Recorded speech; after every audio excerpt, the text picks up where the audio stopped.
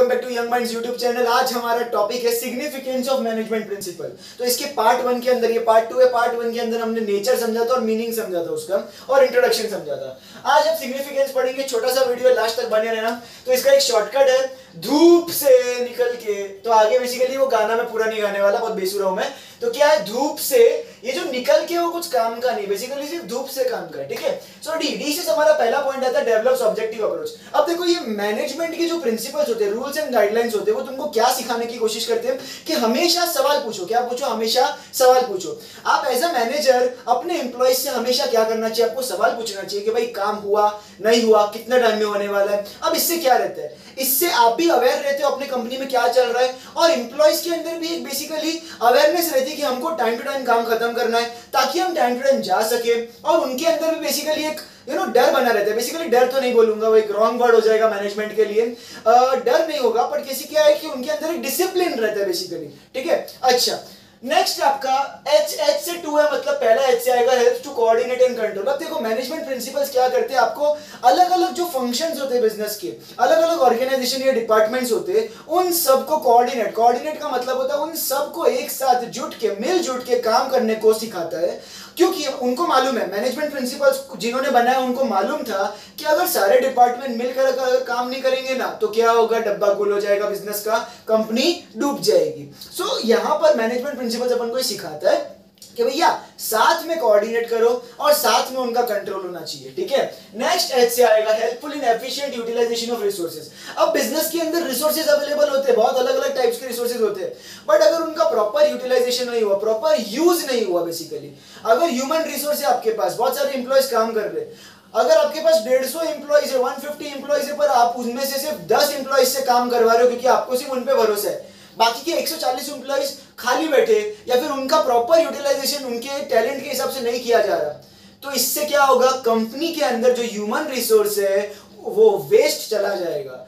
जो काम अपन पूरे 150 एम्प्लॉइज से करा सकते हैं, वो काम हम सिर्फ 10 से करवा रहे, वो 10 लोग फ्रस्ट्रेट हो जाएंगे और 140 लोग बोरिंग से मर जाएंगे। तो वो लोग दोनों के दोनों क्या करेंगे, बिजनेस के पास कभी भी लॉयल नहीं रहेंगे, ठीक है। नेक्स्ट आता है यू से आता है, understanding social responsibility. Now the meaning of social responsibility पहले वो समझते हैं।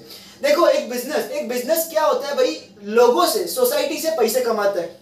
अब एक बिजनेस की ये रिस्पॉन्सिबिलिटी होती है कि जो पैसे उसने लोगों से, अपनी सोसाइटी से कमाए हैं, अपने लोगों से कमाए हैं, वो किसी ना किसी तरह से, पूरे तो नहीं ऑफ कोर्स, पर थोड़े बहुत पैसे इन रिटर्न वापस सोसाइटी में दान करे। दान करे बेसिकली का मतलब होता है कुछ ऐसा काम करे या कुछ ऐसी चीज प्रोवाइड करे लोगों को जिससे लोगों को फायदा हो।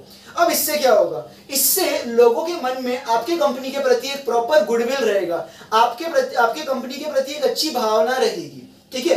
अब इसके वजह से कंपनी का गुडविल बढ़ेगा, तो बेसिकली फायदा तो कंपनी को, यहां पर क्या है, लोगों की भी थोड़ी मदद हो रही है ना। तो क्या होता है, कंपनी की सोशल रिस्पॉन्सिबिलिटी होती है कि उनको एज अ ट्रस्टी कुछ ना कुछ चैरिटी करना चाहिए, क्योंकि जो पैसे आपने लोगों से कमाए, थोड़े बहुत उनमें बांट दो, उन्हीं को काम आएंगे और वो लोग आपको हमेशा दुआ ही देंगे। लोगों की दुआ से बड़ा किसकी दुआ होती है भाई, ठीक है। चलो, नेक्स्ट आता है सर पी से आता है, provides useful insight to manager. Now the word insight का मतलब होता है कि प्रॉपर डेटा। अब देखो, मैनेजमेंट के जो प्रिंसिपल्स है वो एक काम करते हैं और वो होता है रिसर्च एंड डेवलपमेंट का काम, जो हमारा लास्ट पॉइंट भी है, encourages research and development. Sir management principle है ना, एनकरेज करते हैं रिसर्च एंड डेवलपमेंट करने को हर फील्ड में। अगर आपको एक नई दुकान खोलनी है तो मैनेजमेंट प्रिंसिपल क्या बोलते हैं, पहले किस जगह पे आपको दुकान खोलनी चाहिए, वहां पे किस भाव में आपका माल बिकना चाहिए, वहां पे लोग खरीदेंगे कि नहीं खरीदेंगे, वहां पे लोग कौन से क्लास वाले हैं, है ना, upper class, middle class, lower class, किस टाइप के लोग हैं वहां पे, ये सब चीज का रिसर्च करो और फिर वहां पे दुकान खोलो। ये ऐसा मैनेजमेंट प्रिंसिपल्स आपको समझाना चाहते हैं, ये समझाते हैं बेसिकली। अब यहां पर यही होते हैं इनसाइट का मतलब होता है प्रॉपर डेटा।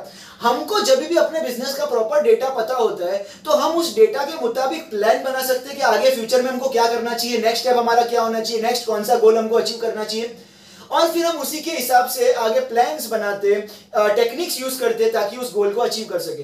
तो ये जो इनसाइट होता है वो होता है डेटा। वो कहां से मिलता है, रिसर्च एंड डेवलपमेंट से। तो बेसिकली ये दोनों पॉइंट मैंने एक साथ कवर कर लिया। आपके लास्ट पॉइंट बचता है आपका साइंटिफिक डिसीजन। अब देखो, ये जो मैनेजमेंट प्रिंसिपल्स है ना, वो कभी भी ये नहीं बोलता कि एक्सपीरियंस के बेसिस पर आप डिसीजन ले लो।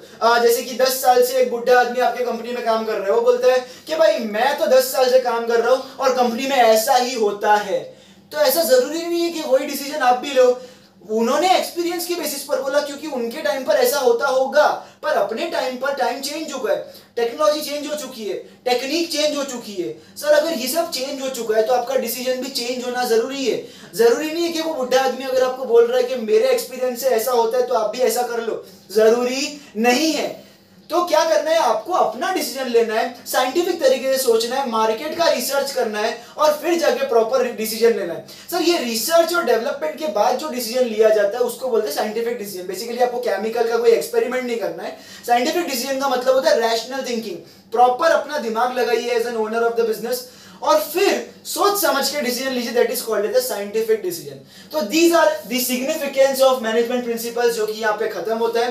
ये छोटा सा वीडियो था, मैंने आपको पहले ही बोला था। थैंक यू, हमारे साथ अभी तक आप बने रहे। इसी के साथ हम इस वीडियो को एंड करते हैं। लास्टली बोलने की तो जरूरत नहीं है, कमेंट करके बताना कैसा लगा, लाइक शेयर और सब्सक्राइब जरूर ठोक देना। Thank you.